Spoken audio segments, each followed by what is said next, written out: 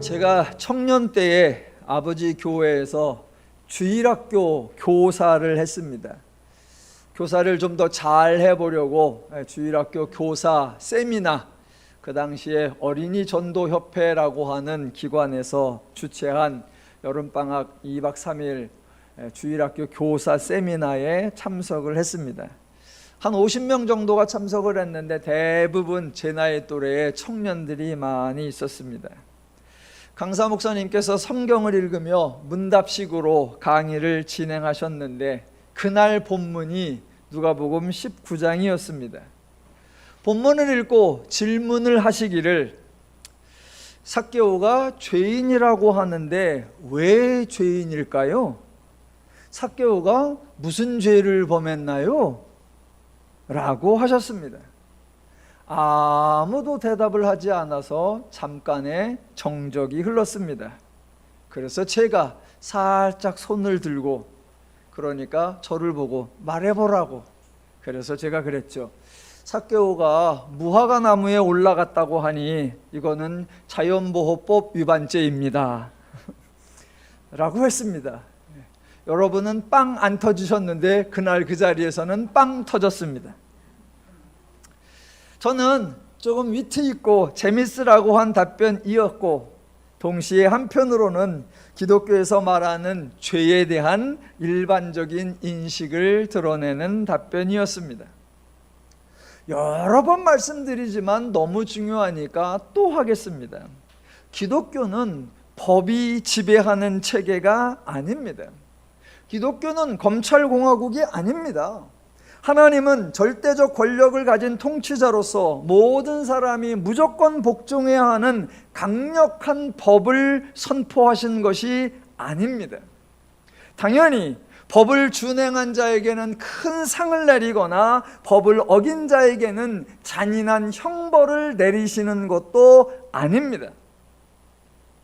기독교에 대한 이해가 달라져야 되고 기독교의 용어에 대한 개념이 달라져야 합니다. 하나님과 인간의 관계는 주종 관계가 아니고 상명하복의 관계도 아닙니다. 하나님은 당연히 창조자요, 인간과 비교할 수 없는 힘과 권세를 가지신 절대자이신 것은 맞습니다. 하지만 하나님은 인간에 대해 지배자로서 군림하지 아니하시고 인간에게 절대적 복종을 요구하지 않으셨습니다. 도리어 그분은 피조물인 인간에게 하나님의 형상을 주었고 하나님의 속성을 주셨습니다. 그래서 인간이 하나님적 존엄과 자유와 인격을 가진 존재가 되게 하였고 하나님과 교제하며 사귀며 누리며 함께 할 수 있는 엄청난 복을 받게 하셨습니다. 그래서 기독교에서는 다른 조직이나 다른 집단이나 다른 공동체에서는 거의 사용하지 않는 용어, 즉 관계라는 용어, 그 표현을 자주 사용하는 겁니다. 하나님과 인간의 관계는 인간에 의해서 맺어진 것이 아니라 하나님에 의해서 인간에게 제공된 소중한 관계입니다. 그래서 흔히 우리가 하나님이 우리를 사랑하신다라고 말하기도 하고 우리도 하나님을 사랑합니다라고 고백하기도 하지요. 그때에 하나님의 사랑은 단순한 감정적 표현이 아니라 매우 인격적이고 실제적이고 구체적이고 현실적이고 실천적인 내용을 담고 있습니다. 하나님이 정말 어마어마한 것들을 인간에게 주신 것이고 인간은 모든 것을 받기만 한 것입니다. 그래서 하나님이 우리를 사랑하신다라는 표현은 너무 약소한 표현이고 우리도 하나님을 사랑합니다라는 표현은 너무 과대한 표현 같습니다. 하나님과 인간의 관계, 이 사랑의 관계를 법적인 질서나 법적인 제도로 변질하거나 왜곡시키면 절대로 안 됩니다. 기독교가 법적인 관계가 아니기 때문에 기독교에서 사용하는 죄, 또는 죄인이라고 하는 표현도 법적 용어가 아닙니다. 도리어 하나님과의 관계에 대한 용어, 하나님을 떠난 상태, 하나님을 떠난 사람을 의미하는 표현들입니다. 그래서 기독교에서 죄인이라고 하면 그 죄인은 악한 사람이나 나쁜 사람이 아니라 하나님의 복을 누리지 못하는 불쌍한 사람입니다. 그래서 하나님은 죄인에게 형벌을 내리는 것이 아니라 은혜를 베풀어 주시는 겁니다. 기독교에서 용어의 의미가 바로 정립되지 않으면 하나님의 말씀이나 사역, 예수님의 말씀이나 사역이 도무지 앞뒤가 맞지 않게 됩니다. 만약 기독교의 죄인이라는 용어가 악당이나 나쁜 사람이라면 예수님이 죄인을 찾으시는 것은 죄인을 잡아다가 처벌을 받게 하려는 것이어야 합니다. 그런 사역은 결코 사랑의 사역이라고 표현할 수 없습니다. 또 그런 죄인에게 온갖 은혜를 제공하는 것은 죄인을 다루는 정당한 태도가 아닙니다. 오늘 본문에서 삭개오가 돌 무화과 나무에 올라간 것, 그것은 기독교에서 말하는 죄와는 아무 상관이 없습니다. 유대교는 하나님을 잘 섬기던 종교가 아닙니다. 도리어 하나님을 완벽하게 왜곡시킨 주범입니다. 기독교의 의미, 율법의 가치, 신앙적 용어 등 모두 송두리째 변질시켜버린 원흉이 유대교입니다. 그래서 유대교가 예수님을 알아볼 수 없었던 이유, 유대교가 예수님의 가르침과 사역을 도무지 납득할 수 없었던 이유, 더 나아가 기어코 예수를 죽여야만 했던 이유, 바로 자신들이 하나님을 왜곡했기 때문이요, 자신들이 하나님의 율법을 변질시켰기 때문입니다. 그러면서도 유대교는 자기들이 하나님을 왜곡시키고 하나님을 변질시켰다라는 사실 자체를 전혀 모르고 있습니다. 도리어 예수가 틀렸다고, 예수가 엉뚱한 말을 한다고, 예수가 이상한 사역을 한다고 몰아붙였던 겁니다. 참으로 속상하고 참으로 안타까운 것은 유대교가 왜곡한 하나님의 이미지, 유대교가 변질시킨 하나님의 율법의 의미, 유대교가 흐트러 놓은 신앙적 용어들에 대한 개념, 그 피해가 오늘날까지 고스란히 기독교에서 작용하고 있다라는 사실입니다. 어떻게 작용하고 있는지 오늘 본문에서 하나 보겠습니다. 자, 1절에 예수님이 여리고로 지나가시고 2절에 삭개오가 등장하는데 소개가 나옵니다. 직업은 세리, 그 중에 대표인 세리장이고요, 재산 정도는 부자이고요, 신체는 키가 작다라고 소개가 나오고, 4절에 삭개오의 행동, 즉 돌 무화과 나무에 올라갔다라는 설명이 나옵니다. 이 정도 정보 가지고는 아마도 일반인들은 삭개오에 대한 당시 사람들의 평가를 예측할 수 없을 것입니다. 조금 보충 설명을 하자면 그의 직업이 세리 또는 세리장이었다는 것이 아주 심각한 문제입니다. 예나 지금이나 세금 거두는 사람이 존경을 받지는 않지만 특히 당시는 이스라엘이 로마의 속국이었기에 세리는 백성들에게서 세금을 거두어 로마에 바치는 역할을 했으니 매국노라는 비난을 심하게 받았습니다. 게다가 많은 세리들이 정해진 세금보다 더 거두어서 일부는 로마에 바치고 일부는 자기들이 착취를 한다고 알려져 있었기에 훨씬 더 심한 비난, 악플에 시달렸습니다. 삭개오도 그런 세리였고 그런 세리들 중에 세리장이었다라고 합니다.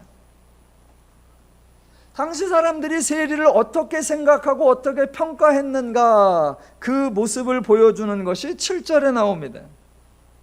무사람이 보고 수군거려 이르되 저가 죄인의 집에 유하러 들어갔도다 하더라입니다. 본문이 짧으니까 삭개오가 평상시에 근무를 어떻게 했는지 모릅니다. 삭개오가 고소를 당한 것도 아니고 조사 결과 횡령을 했다는 것이 밝혀진 것도 아닙니다. 그런데 뭇 사람들은 이미 삭개오에 대한 평가를 마쳤는데 그것은 바로 죄인이라고 선언한 것입니다. 사람들이 선급한 죄인은 로마의 법이나 이스라엘의 법에 근거한 것이 아닙니다. 당연히 사실 확인이 된 것도 아닙니다. 그렇다고 하나님과의 관계에 근거한 신앙적 의미도 아닙니다. 단지 유대교가 선언하고 유대인들이 관습적으로 인식하고 있는 개념일 뿐입니다. 죄인에 대한 사람들의 태도는 어떠했는가? 그것도 본문에 나옵니다. 죄인의 집에 가면 안 되는 것이고 죄인과 함께 식사를 해서도 안 되는 것이고 원천적으로 죄인과 어울려서도 안 된다라는 것입니다. 왜요? 왜 죄인과 어울려서는 안 되죠? 유대교가 그렇게 정한 것입니다. 그럼 유대교는 왜 그렇게 정했죠? 하나님이 그렇게 행하실 것이다 라고 자기들이 결정한 것입니다. 당시에 이스라엘이 로마의 속국이었으니까 로마의 편에 서서 일을 하는 사람들이 많았습니다. 한두 명도 아니고 한두 분야가 아닙니다. 어쩔 수 없이 협업을 해야 하는 처지이기에 많은 사람들이 로마와 연관되어서 일을 했습니다.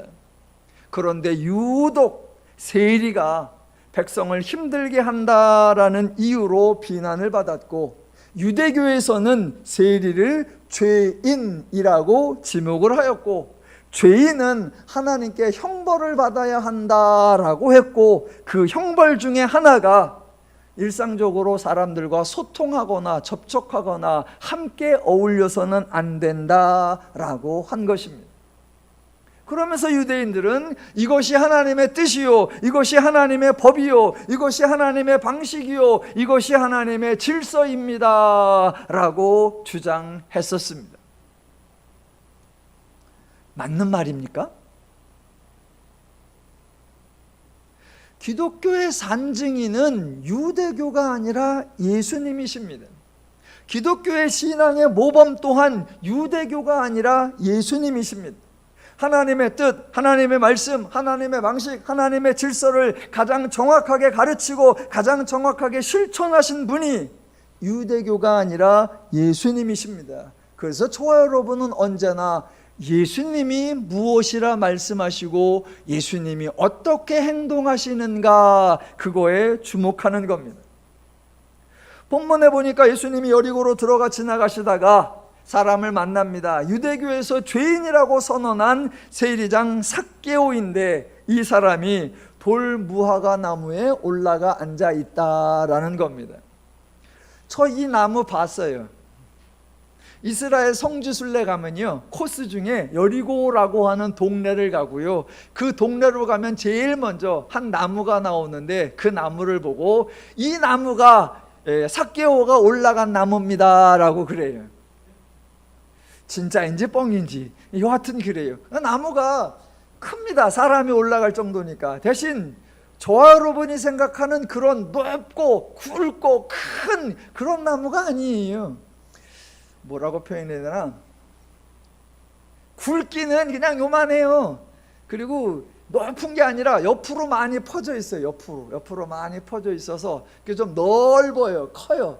높지도 않고 굵지도 않아요. 사람이 올라가면 이렇게 출렁출렁거리고 있잖아요. 막 가지가 튼튼하고 그런 것도 아니고. 근데 여하튼 그런 나무라고 가이드가 얘기를 해요. 그래서 올라가 보겠다고. 저도 키가 작으니까 그랬더니 안 된대요. 그래서 저는 못 올라가 봤습니다. 여하튼 그 나무 봤어요. 그러니까 삭개오가 사람이 많으니까 돌무화과 나무에 올라가 앉아 있었다라고 합니다. 자, 그 삭개오를 본 예수님의 행동이 5절입니다. 예수께서 그곳에 이르러 쳐다보시고 이르시되 삭개오야 속히 내려오라 내가 오늘 네 집에 유하여야 하겠다 하시니입니다. 예수님이 그동안 해외에 나가셨다가 방금 귀국하신 게 아닙니다. 예수님이 유대교를 모르거나 유대교 율법을 모르거나 유대교의 종교 방식을 모르거나 유대인들의 사고방식, 유대인들의 생활 방식을 모르는 것이 아닙니다. 유대인들이 세리를 어떻게 취급하고 세리와 어떻게 판단하는지 그걸 모르는 것도 아닙니다. 다 알고 계십니다. 그런데 예수님은 그 세리를 향하여 내가 오늘 내 집에 유하여야 하겠다라고 하십니다. 예수님은 유대인의 기준과 다르게 유대인의 방식과 다르게 행동하신 겁니다.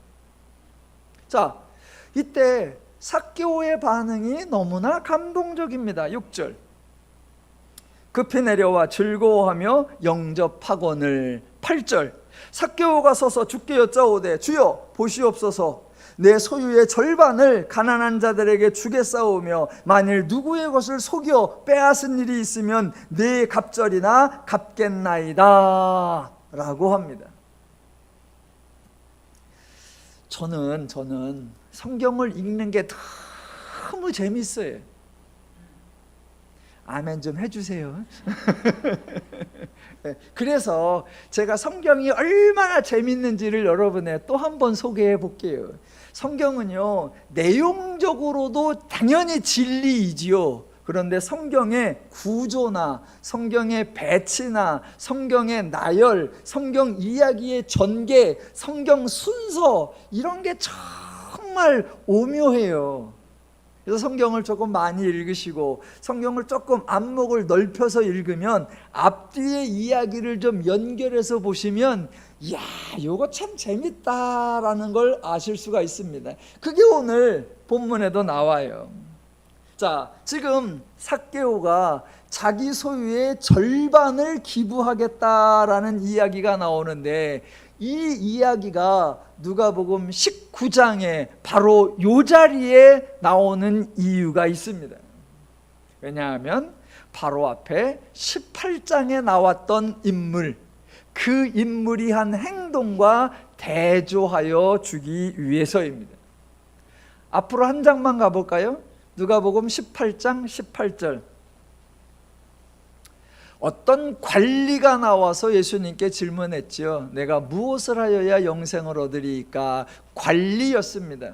예수님께서 내가 계명을 아노니라고 하니까 그 관리가 하는 말, 내가 어려서부터 다 지키었나이다 라고 했었습니다.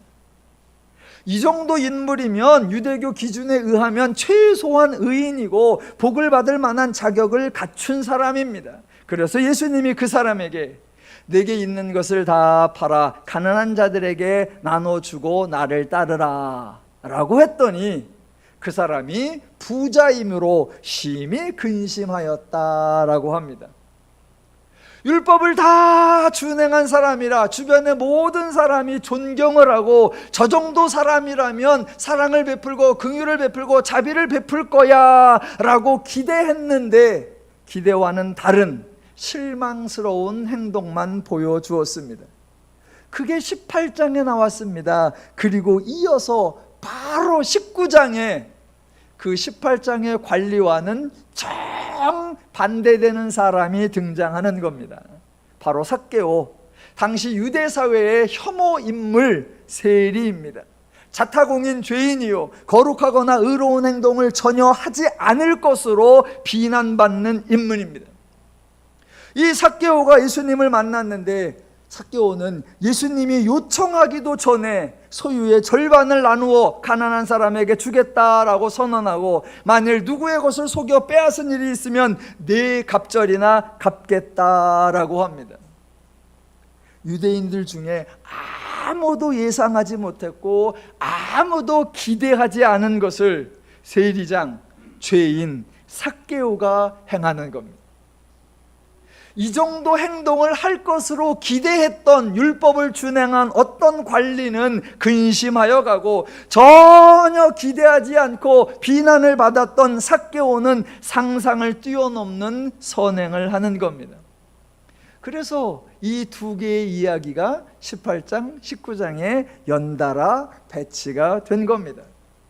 관리를 비난하려고 하는 거 아니고요, 삭개오를 칭찬하려고 하는 거 아닙니다.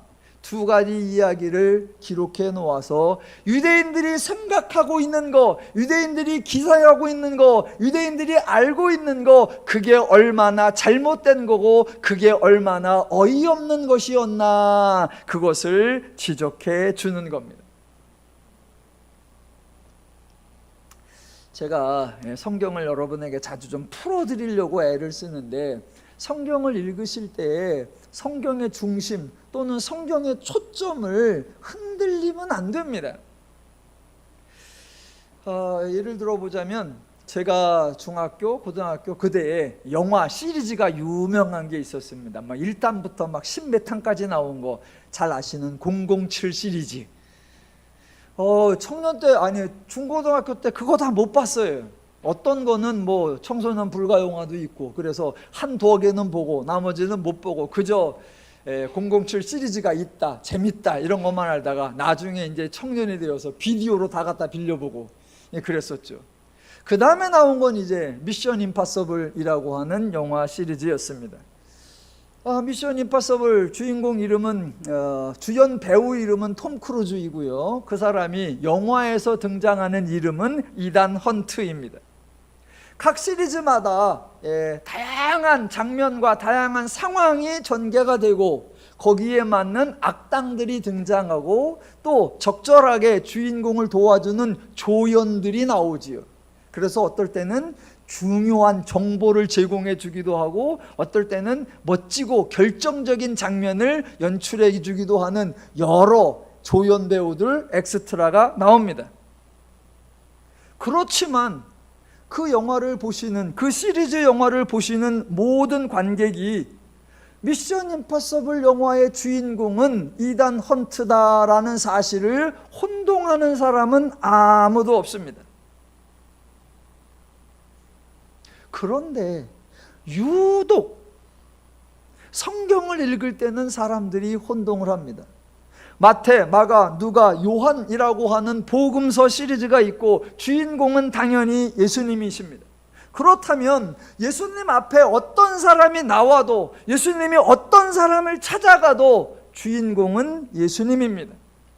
예수님과 만난 사람이 무슨 일을 하든, 그 사람이 어떤 행동을 하든, 예수님께 나와왔던 여인 중에 혈루증을 18애나 앓던 여인이 예수님을 만졌어도, 중풍병자 친구들이 데리고 왔는데 사람이 많아서 예수님께 데리고 올 수가 없으니까 지붕을 뜯어서 달아내리는 행동을 하여도, 삭개오가 소유의 절반을 가난한 자들에게 나누어 준다고 해도, 마태, 마가, 누가, 요한복음의 주인공은 예수님이십니다. 그러니까 예수님 이야기가 갑자기 다른 사람의 이야기로 바뀌면 안 됩니다. 예수님을 설명하는 본문에서 갑자기 삭개오는 훌륭한 사람이었습니다, 우리는 삭개오를 본받아야 합니다, 이런 결론이 나와버리면 안 된다라는 겁니다.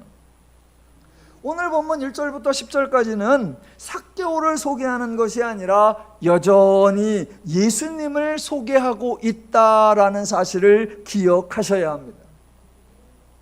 자, 9절을 보시면 예수께서 이르시되 오늘 이 집에 구원이 이르렀으니 이 사람도 아브라함의 자손임이로다입니다. 이 말씀은 삭개오가 재산을 기부한 것이 구원받는 조건이 되어서 예수님이 이렇게 말씀하시는 것이 전혀 아닙니다. 왜냐하면 삭개오가 이런 말, 이런 행동을 하기 전에 이미 예수님께서 내가 오늘 내 집에 유하여야 하겠다라고 말씀하셨기 때문입니다. 본문에서 중요한 것은 삭개오의 행동이 아니라 예수님의 행동입니다. 삭개오의 행동이 예수님의 반응을 이끌어내는 것이 아니라 예수님의 행동이 삭개오의 변화를 만들어 내시는 겁니다. 그래서 오늘 본문의 중요한 결론이 뭐냐? 10절이에요. 10절. 인자가 온 것은 잃어버린 자를 찾아 구원하려 함이니라 입니다.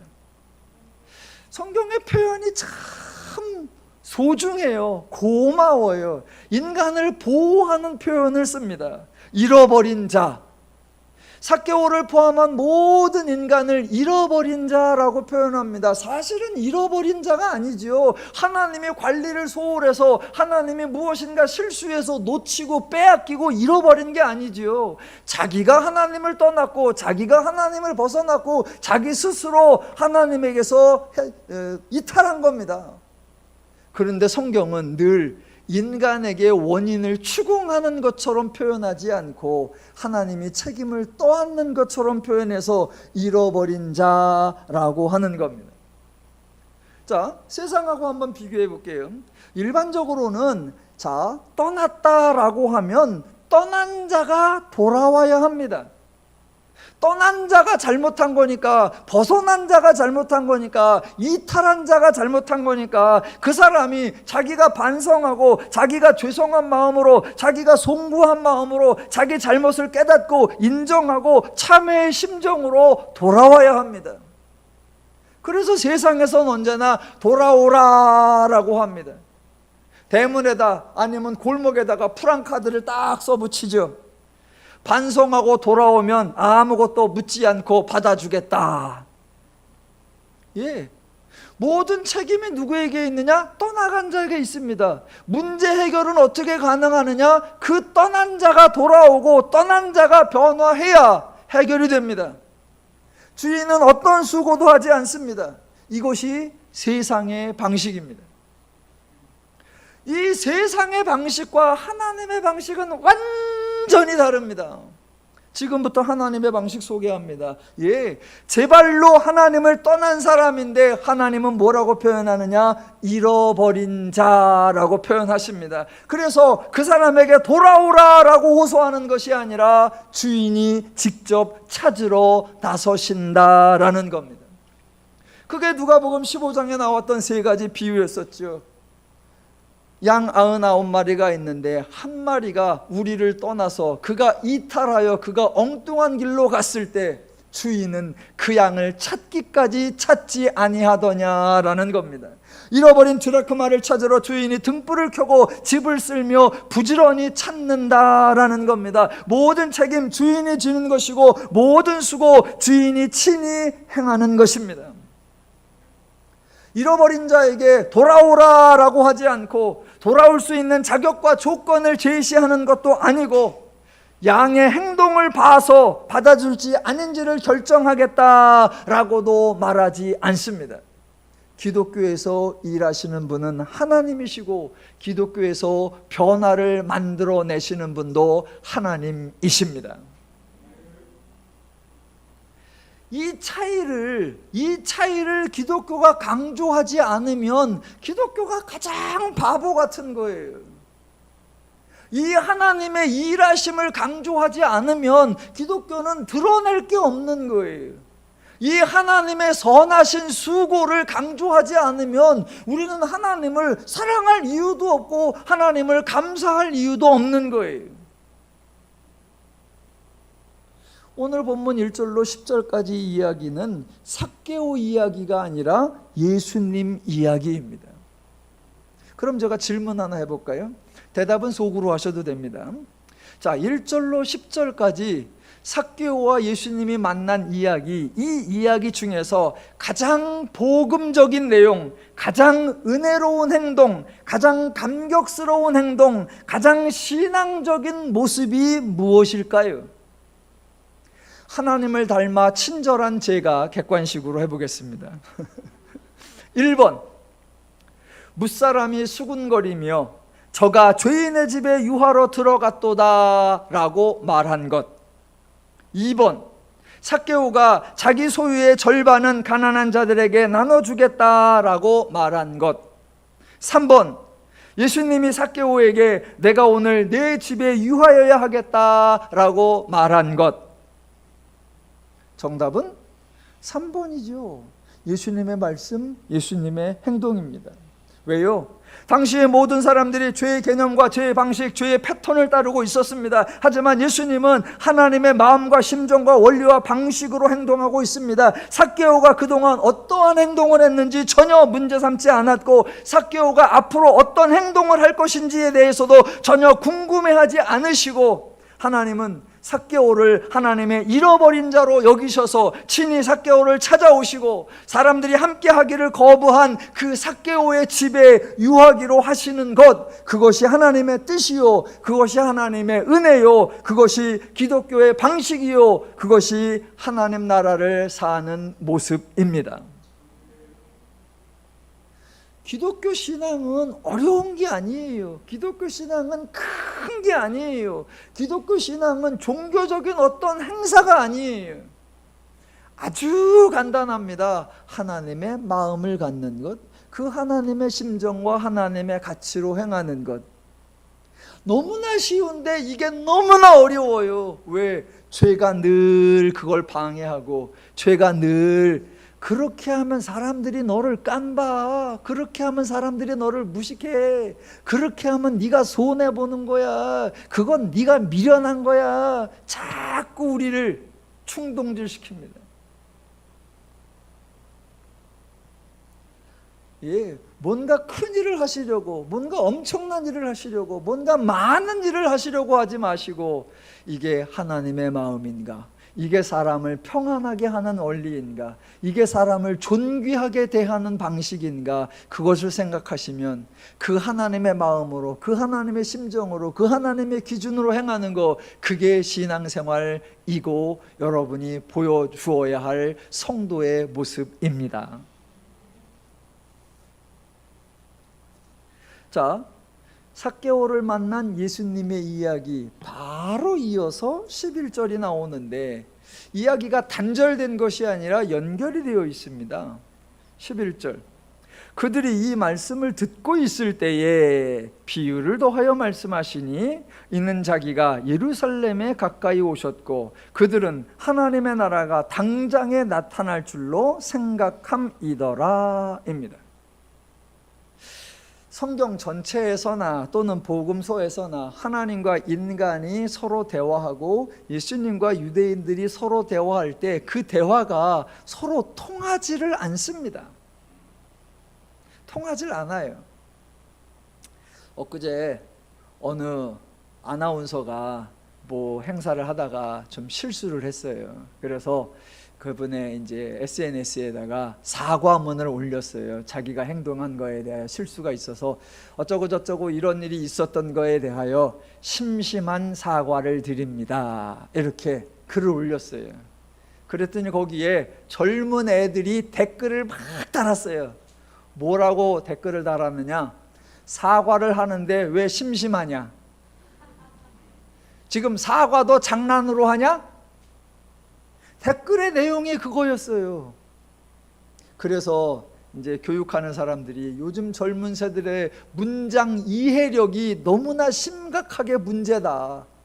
거기 나오는 심심하다가 지루하고 짜증난다 그런 게 아니라 깊은 마음으로 사죄를 합니다. 그 심심인데 그걸 못 깨닫고, 아니 사과를 심심해서 하냐? 장난이냐?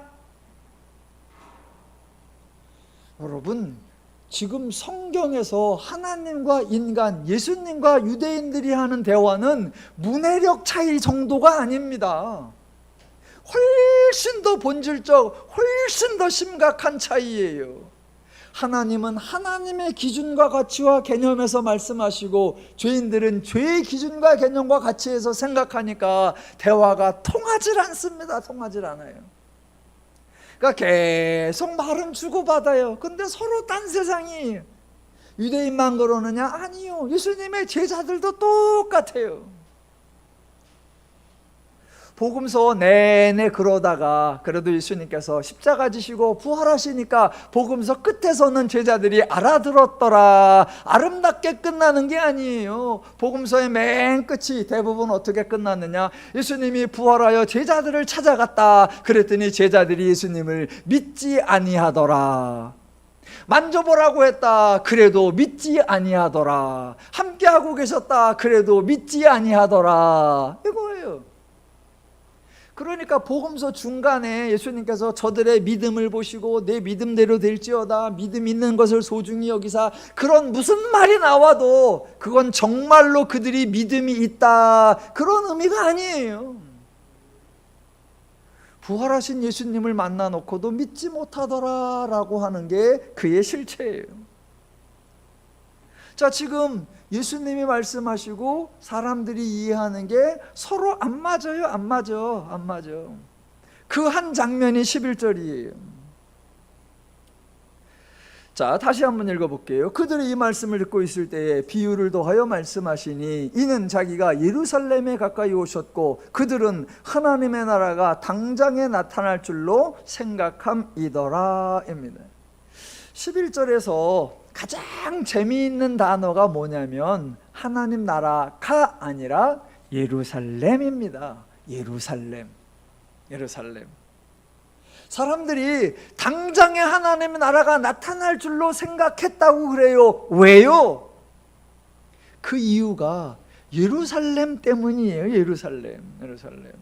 자, 오늘 본문이 누가복음 19장입니다. 예수님께서 3년을 사역하는데 지금 6월절에 가시려고 예루살렘에 오시는 거예요. 그러니까 3년째 중에 3년이고 바로 이어서 6월절을 맞으러 가시니까 사역이 거의 다 끝나갈 때쯤입니다.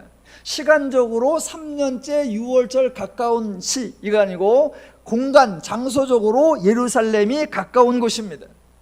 그동안 예수님이 참으로 많은 사역을 했어요. 이적과 기적을 행하고 바다를 잠잠케 하고 귀신을 내쫓고 오병이어를 행하고 죽은 자 살리고 참으로 많은 사역을 했는데 정작 예수님의 사회적 존재감은 매우 미미했었습니다. 그 이유가 뭐냐? 두 가지예요. 예수님이 엄청난 위대한 사역을 많이 했음에도 불구하고 예수님의 사회적 존재감, 사회적 영향력은 너무나 미미했다. 그 이유 첫 번째는 예수님의 주변 인물들, 예수님과 함께 다니는 관련된 핵심 사람들, 요즘 말로 표현하면 예핵관입니다. 예핵관. 예수님의 핵심 관련자들, 예핵관. 이 예핵관들이 너무 허접하기 때문입니다. 예수님이 12명의 제자를 뽑아 함께 이동을 하며 사역을 하고 계신데 12명 중에 쓸만한 인간, 영향력 있는 인간이 한 명도 없습니다. 12명을 딱 보는 순간 유대교에서 긴장할 만한 사람, 유대교에서 위협을 느낄 만한 사람 한 명도 없습니다. 예수님 자체가 목수 집안 출신이니까 인맥이나 학연을 어떻게 건질 것도 없어요. 얼마나 허접하냐면 제자가 12명인데 그 중에 직업이 어부이면서도 고기도 못 잡았던 사람, 그런 베드로라고 하는 사람이 주제의 수제자요. 수제자. 그러니 그렇다고 탁월한 능력 있는 사람이 없으면 뭐로 승부를 걸어야 되느냐? 숫자로 승부를 걸어야 돼요. 숫자로. 그럼 예수님 주변에 막 구름대 같은 인물들이 모여가지고 누가 봐도 우와 저거 엄청나다라고 해야 되는데 예수님 자체가 무리를 동원하는 거에는 별로 관심이 없습니다. 물론 예수님이 가면 어떨 때는 5,000명도 모이고 어떨 때는 4,000명도 모이고 어떨 때는 허다한 사람도 모였다라고 합니다. 그런데 모이면 뭐합니까? 자기가 필요할 때, 자기가 절박할 때는 후루 모였다가 자기 문제 해결되면 싹 흩어져 버리는데, 그러니까 예수님 주변에 인물도 없고 그렇다고 많은 수가 있는 것도 아니고, 그러니까 사회적 존재감이 미미합니다. 두 번째, 예수님의 존재감이 너무나 미미했던 이유, 바로 예수님이 활동한 지역이 갈릴리 주변이었다라는 겁니다. 정확하게 표현하면 예루살렘이 아니었다라는 것입니다. 여러분 상상하시다시피 당시 이스라엘의 정치, 경제, 종교, 교육 모든 것의 중심지는 예루살렘입니다. 성전도 예루살렘에 있었고, 행정기관 예루살렘에 있었고, 적대국 로마의 통치기관 예루살렘에 있었고, 로마의 총독 예루살렘에 있었고, 로마의 군대 예루살렘에 있었습니다. 중요한 행사들 모두 예루살렘에서 진행되었고, 중요한 결정들 모두 예루살렘에서 이루어지고, 중요한 인물들 모두 예루살렘에 상주하고 있습니다.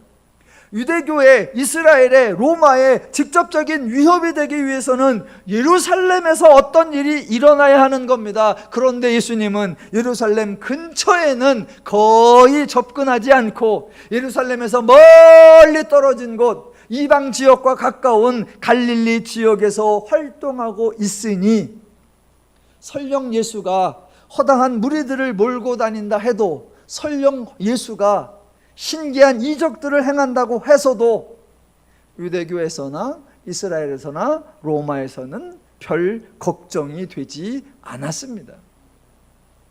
그런데 지금 누가복음 19장 11절에서 예수님이 예루살렘 가까이에 오셨다라는 겁니다. 예수님은 하나도 달라진 게 없습니다. 뭐 갈릴리에 있으면 예수님이 허접하고 예루살렘에 오면 예수님이 강력해지느냐?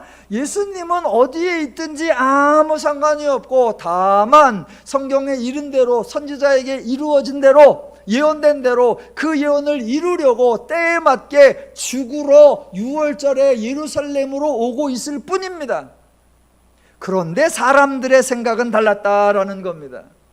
우와, 갈릴리 주변에서 저 변방 언저리에서만 활동하는 그분이 드디어 예루살렘으로 오는구나. 드디어 그분이 모든 것의 중심지인 예루살렘으로 오시는구나 라고 예루살렘에 필이 꽂혔습니다. 그러니까 하는 말, 그들은 하나님의 나라가 당장에 나타날 줄로 생각함이더라 입니다. 그럼 이제 저 여러분이 궁금해 하셔야죠. 아니, 예수님이 말씀하신 하나님 나라는 무슨 의미이고 사람들이 생각한 하나님의 나라는 무슨 의미일까? 과연 같은 걸까? 과연 다른 걸까? 저 여러분이 당연하게 그 당시에 로마가 모든 나라들을 지배하고 있었고 이스라엘도 그 로마의 속국이었다라고 알고 있습니다. 그런데 성경을 읽어보면 정작 그 로마에 대한 이야기는 거의 나오지 않습니다. 로마가 이스라엘에게 어떤 정책을 펼쳤고, 로마가 이스라엘에게 어떤 지배를 했고, 로마가 이스라엘에게 어떤 강요를 했고, 로마가 이스라엘에게 어떤 시스템을 운영했다, 거의 나오지 않아요. 로마의 총독이 어떤 말을 했고, 로마의 황제가 무슨 명령을 내렸고, 별로 안 나와요.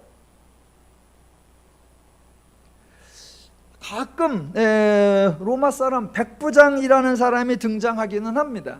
백부장이라고 하는 사람은 로마 군대의 장교인데 부하 100명을 데리고 있는 장교, 이게 백부장이에요. 그런데 이 사람의 복음서에 등장하기는 하는데 이 사람은 로마 장수의 신분으로 예수에게 나오는 것이 아닙니다. 그래서 예수의 사역에 대한 로마의 입장을 전달하는 거 아닙니다. 로마 군대 장관 백부장이 예수님에게 나오는데 어떤 자격으로 오느냐? 지극히 개인적 자격으로. 무슨 일로 오느냐? 지극히 사적인 일로. 그죠? 자기 집에 있는 종이 병 들었대요. 병이 들어서 고칠 데가 없어. 그런데 예수가 병 고친다는 소문이 나니까 좀 와서 고쳐주시오라는 부탁.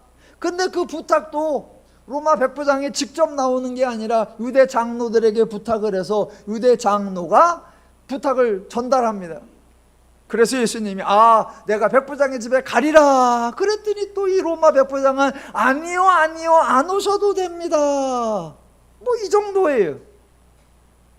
로마 관료가 예수께 나와서 질문을 한 적도 없고 시험을 한 적도 없고 사역을 그렇게 해서는 안 됩니다 주의나 경고를 준 적도 없습니다. 물론 예수님도 로마를 대적하는 어떤 말도 어떤 행동도 하신 적이 없습니다. 그러니까 예수님이 말씀하신 하나님 나라는 로마 나라를 물리치는 새로운 나라가 아닌 것이 분명합니다. 동시에 예수님은 당시 예루살렘 또는 이스라엘의 정치 세력에 저항하신 적도 없습니다. 그 당시 이스라엘이 어떻게 분할되어 통치되고 있었는가? 누가복음 3장 1절에 하나의 힌트가 나옵니다. 정보가 나오는데 제가 읽어드릴게요. 디베료 황제가 통치한 지 15해 로마의 황제가 통치합니다. 디베료라고 하는 사람. 그때에 곧 본디오 빌라도가 유대의 총독으로 파견되어서 온 유대를 총괄하는 책임자가 빌라도입니다. 그 밑에 헤롯이 갈릴리의 분봉왕으로, 그 동생 빌립이 이두레와 드라고니 지방의 분봉왕으로, 루사니아가 아빌레네의 분봉왕으로 있었더라입니다. 디베로 황제, 본디오 총독, 빌라도 총독, 그 밑에 나라를 세 지역으로 나누어서 분봉왕들이 통치하고 있었다라고 합니다. 그런데 예수님은 이러한 통치 체제를 문제 삼은 적이 없습니다. 분봉왕들의 출신이 문제이다, 분봉왕들의 성향이 문제이다, 분봉왕들의 제도가 문제이다, 정치를 바르게 해야 한다, 어떤 발언도 하지 않습니다. 그러니까 예수님이 말씀하신 하나님의 나라는 이스라엘의 지도자가 바뀌거나 이스라엘의 체제가 바뀌는 그런 것이 아님도 분명합니다. 또한 예수님은 종교적으로 유대교에 적대적으로 말씀하거나 적대적으로 행동하신 적이 없습니다. 유대교를 부패 종교 집단으로 몰아세운 적도 없고, 제사장들이나 바리새인들이나 율법 교사들 모두 다 물러나야 한다라고 주장한 적도 없습니다. 또한 현재 진행되고 있는 유대의 교회 어떠한 것도 폐지되거나 개혁되어야 한다라고 주장하시지도 않습니다. 그래서 성전 근처에는 얼씬도 하지 않거나 회당에는 일체 발을 들여놓지 않거나 유대교의 전통이나 규례는 전혀 따르지 않느냐? 아니요, 다 행하십니다. 물론 성전에 들어가서 이 성전이 무너질 거다라고 하신 적이 있고, 성전에서 장사하는 사람들을 몰아내신 적도 있고, 안식일 규정을 대놓고 어기신 적도 있기는 합니다. 그러나 그거는 매우 이례적입니다. 예수님은 늘 성전에 가셨고요, 툭하면 회당에 가셨고요, 절기란 절기 다 지키셨고요, 웬만한 유대교의 규례 다 준행하셨어요. 대신 가끔 너희들 이거 잘못된 거요, 너희들 그거 하나님하고 뜻이 달라, 너희들 그거 사람의 전통일 뿐이야 라는 걸 가르쳐주기 위해서 툭툭 엉뚱한 일을 하시기도 하셨습니다. 그러니까 예수님이 말씀하신 하나님의 나라는 유대교가 사라지는 그 어떤 것과 관계가 있지 않다는 것도 분명합니다. 그럼 결론, 예수님이 말씀하신 하나님 나라는 뭐냐? 로마를 대행하는 거 아니요, 이스라엘을 대체하는 거 아니요, 유대교를 개혁하는 거 아니요. 예수님이 말씀하신 하나님의 나라는 하나님의 마음과 하나님의 기준과 하나님의 가치와 하나님의 개념, 하나님의 원리, 하나님의 방식, 하나님의 능력이 적용되는 나라입니다. 그러니까 하나님 나라의 반대말은 로마 아니고요, 하나님 나라의 반대말 이스라엘 아니고요, 하나님 나라의 반대말 유대교 아니고요, 하나님 나라의 반대말 죄의 나라입니다. 예. 예수님은 오직 하나, 죄적 기준과 가치와 개념과 원리와 방식을 거부하고 오직 하나님의 뜻에 이루어지고 하나님의 사랑과 하나님의 은혜가 펼쳐지는 것, 그것을 말씀하셨고 그것을 실천하셨습니다. 그 하나님의 나라는 갈릴리에서도 펼쳐지고 여리고에서도 진행되고 예루살렘 이어도 아무 상관이 없었습니다. 그런데 사람들은 생각이 달랐지요. 아, 하나님의 나라, 메시아가 와서 이루어질 하나님의 나라, 그것은 로마가 물러나는 것이다. 그래서 하나님의 나라가 나타나려고 하면 그 중심지는 예루살렘이어야 하고, 그 하나님 나라를 선포했던 예수가 드디어 예루살렘에 입성하니까 이제 하나님의 나라가 당장에 나타나겠구나 라고 생각했다는 겁니다. 참으로 달라도 많이 다른 겁니다. 예수님의 입장에서는 하나님의 나라는 이미 왔습니다. 왜요? 하나님이, 즉 예수님이 하나님 나라를 가져왔고 예수님이 지금 하나님 나라를 실행하고 계십니다. 하나님이 자기 백성을 찾아오셨고 하나님이 은혜가 필요한 자에게 은혜를 베풀어 주고 계신 것, 그것이 바로 하나님 나라 모습이고 하나님 나라가 적용되고 하나님 나라가 진행되고 있다라는 겁니다. 그런데 이스라엘 사람들은 하나님 나라에 속하여 하나님 나라, 즉 예수님이 펼치시고 있는 하나님 나라의 은혜와 복은 다 받아 누리면서도 그것이 하나님 나라인 줄도 모르고 너무나 엉뚱한 하나님 나라를 기대하고 있더라라는 겁니다. 바로 그런 시점에 오늘 본문 12절부터 27절까지의 비유가 등장하는 겁니다. 자, 이 비유 마태복음에서는 달란트 비유라고 하고요, 누가복음에서는 문화가 나오니까 문화 비유라고 합니다. 여러분, 이 비유가 무슨 내용이고 예수님은 이 말씀을 왜 이 시점에서 하시는 걸까요? 마태복음의 달란트 비유 때 거의 설명을 드렸었으니까 간단하게만 정리해 보겠습니다. 자, 귀인이 왕위를 받아오려고 먼 나라로 갈 때 12절부터 보시면 귀인이 왕위를 받아오려고 먼 나라로 갈 때, 자 11절에서 사람들이 하나님의 나라가 당장에 나타날 줄로 생각한다라고 하니까 귀인이 왕위를 받아가지고 먼 나라로 올 때 그 얘기가 등장하는 거예요.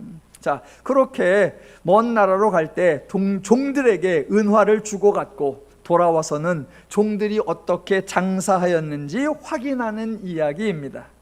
첫 번째 종은 한 문화로 10문화를 남겨서 주인에게 칭찬을 받고 내가 10고을을 다스리는 권세를 가지라라는 보상을 받았고, 두 번째 종은 한 문화로 5문화를 만들어서 주인에게 똑같이 칭찬받고 너도 5고을을 다스리라라는 보상을 받습니다. 자, 세 번째 사람이 찾아와서 좀 이상한 말을 합니다. 20절. 또 한 사람이 와서 이르되 주인이여 보소서 당신의 한 문화가 여기 있나이다. 내가 수건으로 쌓아두었나이다. 이는 당신이 엄한 사람인 것을 내가 무서워함이라. 당신은 두지 않은 것을 취하고 심지 않은 것을 거두나이다 입니다. 자, 이 세 번째 종의 말대로라면 이 주인은 아주 고약한 사람이고 이 종이 이 주인을 무서워하는 거 당연합니다. 이 종의 말에 의하면 주인은 두지 않은 것을 취하고 심지 않은 것을 거둔다고 하니 이 사람은 최소한 날강도입니다. 이런 주인이라면 핑계가 통할 리가 없습니다. 그래서 주인이 하는 말이 22절입니다. 주인이 이르되 악한 종아 내가 내 말로 너를 심판하노니 입니다. 중요한 게 뭐냐?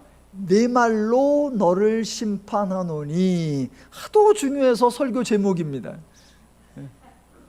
자, 내 말로 너를 심판하노니 입니다. 그러니까 지금부터, 즉 22절 이하에 등장하는 주인의 모습은 주인의 원래 모습이 아니고 주인의 평상시의 태도가 아니고 주인이 일상에서 종을 대하는 조치가 아닙니다. 아니에요. 주인은 이런 사람이 아니에요. 그런데 내 말로 너를 심판하노니, 즉 내 말도대로 하면, 내 기준대로라면, 내 방식대로라면 내가 이렇게 해야 되겠네 라는 의미예요. 22절부터 27절까지 주인의 논리가 아니라 종의 논리대로 해보는 겁니다. 종의 논리, 네 말대로라고 하면 너는 내가 두지 않은 것을 취하고 심지 않은 것을 거두는 엄한 사람인 줄 알았느냐? 그리하면 어찌하여 내 돈을 은행에 맡기지 아니하였느냐? 그리하였으면 내가 와서 그 이자와 함께 그 돈을 찾았으리라. 내 말대로라면 내가 그렇게 해야지. 이어서 종의 논리대로 조치를 취하는 게 24절이에요. 곁에 섰는 자들에게 이르되 그 한 문화를 빼앗아 10문화 있는 자에게 주라 하니 그들이 이르되 주여 그에게 이미 10문화가 있나이다. 주인이 이르되 내가 너희에게 말하노니 무릇 있는 자는 받겠고 없는 자는 그 있는 것도 빼앗기리라. 그리고 내가 왕됨을 원하지 아니하던 저 원수들도 이리로 끌어다가 내 앞에서 죽이라 하였느니라 입니다. 다시 한번 강조합니다. 22절부터 27절까지 나오는 주인의 말과 주인의 조치는 원래 주인의 말, 원래 주인의 태도, 원래 주인의 방식, 원래 주인의 행동 아닙니다. 더더욱이나 이 비유에 등장하는 주인, 이렇게 말하는 주인은 하나님은 절대로 아니고 하나님은 이런 분이 아니십니다. 세 번째 종이 생각한 주인, 세 번째 종이 주인을 잘못 알고 있고 주인을 오해하고 있고 주인을 왜곡하고 있는 그 왜곡된 주인에 대한 생각과 말과 행동입니다. 그러니까 이 비유는 달란트 비유 아니고요, 문화 비유 아니고요, 또한 충성에 관한 비유 아닙니다.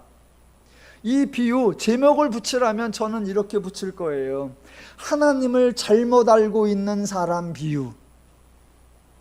주인에 대하여 잘못 알고 있는 사람 비유. 예, 하나님을 잘못 알고 있어서 저 혼자 스스로 두려움에 사로잡히고 제 발로 무서워하고 있는 그 사람에 대한 비유입니다. 여기에 나오는 주인이 하나님이 아니라고 하는 증거, 그게 뭐냐? 바로 예수님의 사역입니다. 예수님의 사역은 죄인을 긍휼히 여기고 은혜를 베풀어 주시는 것입니다. 그래서 죄인으로 비난받는 삭개오를 찾아오셨고 그 삭개오 죄인의 집에 유하러 들어가시는 분입니다. 아니, 그렇게 죄인을 찾으시고 죄인에게 아무 조건 따지지 아니하시고 죄인을 받아주시고 죄인을 존귀에 여겨주시는 하나님이 지금 충성하지 않았다고 해서 주인에게 받은 그 한 문화를 방탕하여 날려버린 것도 아니고 수건에 그대로 싸놨다가 가져왔다고 해서 그것을 빼앗아 버리고 이 사람이 왕 되는 것을 반대한 사람들을 원수로 몰아서 끌어다가 내 앞에서 죽이라 라고 하시는 하나님이 그런 분이 절대로 아닙니다. 그렇다면 만약 하나님이 그런 분이라면 누가복음 15장에 나오는 탕자의 비유는 성립될 수 없습니다. 탕자의 비유, 둘째 아들이 아버지 살아계실 때의 재산을 절반이라 달라고 하여 집을 나가서 허랑방탕하여 다 낭비했는데 그 아들 받아주고 손가락에 반지를 끼우고 좋은 옷을 입히고 좋은 신발을 신기고 풍성한 잔치를 베풀어 주시는 그 긍휼하신 하나님이 겨우 문화 하나 허랑방탕한 것도 아니고 그대로 싸놨다가 그래도 원금은 보존해 줬잖아. 그랬는데 그걸 게으르다고 있는 것 빼앗고 그런 놈들 끌어다가 다 죽여버리고, 그러실 리가 없습니다. 우리 하나님은 절대로 그러신 분이 아닙니다. 그런 분으로 착각을 했다는 거예요. 누가? 세 번째 종이. 그렇게 착각하니까 주인을 무서워하고 주인을 두려워서 뭘 하다가도 행하라도 조금만 잘못하면 큰 날벼락이 떨어질까 봐 기껏해야 잊어버리지 말고 갖고만 있자라고 하는. 그래서 지금 예수님께서 너희가 하나님 나라에 대해서도 잘못 생각하고 있고 하나님에 대해서도 잘못 생각하고 있고 그래서 너희는 안 해도 되는 두려움을 가지고 있고 너희는 서로 간에 정죄하고 있고 너는 서로 힘든 삶을 살고 있다라고 지적해 주시는 거예요. 하나님을 잘못 알면 스스로 두려워하고 하나님을 바르게 알면 평안을 누리는 것입니다. 혹시 여러분이 기독교적인 용어로 하나님에 대하여 죄를 지었다, 하나님을 잊고 하나님을 떠나고 하나님을 좀 잊었다, 하나님의 뜻을 어겼다, 그러면요, 그런 일이 있으시면 막 죄책감을 가지고 막 하나님 앞에 잘못했습니다 반성하고 회개하고 그런 거 하지 마시고요. 혹시 여러분이 기독교적 의미의 하나님에 대하여 죄를 졌다라고 하면 억울해 하시면 됩니다. 잘못했다고 반성할 게 아니라 억울해 하시라고요. 왜냐하면 하나님의 뜻대로 살았으면 하나님의 복을 풍성히 누렸을 건데 하나님을 잘못 알아서 하나님의 뜻대로 살지 않아서 그 누려야 할 복을 못 누렸으니까 그게 속상하고 그게 억울해 하셔야 합니다. 작년하고 금년하고 제가 하나 달라진 게 있어요. 뭐가 있냐? 예. 카카오톡으로 오는 기프트콘을 쓸 수 있게 됐다는 거. 제가 얼마 전까지 그걸 몰랐어요. 그래갖고 누가 뭘 보내왔어. 그럼 뭐 별다방 가서도 뭐도 마시라, 어디 가서도 뭐 케이크도 먹으라. 근데 그걸 제가 사실 어떻게 쓸 줄 몰라가지고 뭐가 왔네? 그리고 냅뒀어요. 그랬더니 얼마 지나니까 빨리 사용하세요. 만기가 다 옵니다. 빨리 사용하세요. 막 그래. 얘가 괜히 나를 막 다그쳐. 그래갖고 갖고 있다가 안 되니까, 야 아들아 이것 좀 네가 어떻게 해결해. 그러니까 아들이 네 땡큐요. 그리고 지가 가져가. 난 뭔가를 받았는데 하나도 못 써봤어. 제가 되게 소심하거든요. 그래서 어떻게 쓸 줄 모르면 잘 못해요. 근데 알아보니까 그거 그냥 가서 열고서 여기요 이러면 된대. 그래갖고 가서 써보니까 돼. 제가 그걸 못 썼을 때 얼마나 억울해요. 바르게 알면 가서 딱 써가지고 커피 내놓으세요, 케이크 내놓으세요. 그래갖고 맛있게 먹으면 되는데 못 썼잖아. 은혜를 못 누렸잖아. 복을 누리지 못했잖아. 그게 속상하고 그게 억울한 거죠.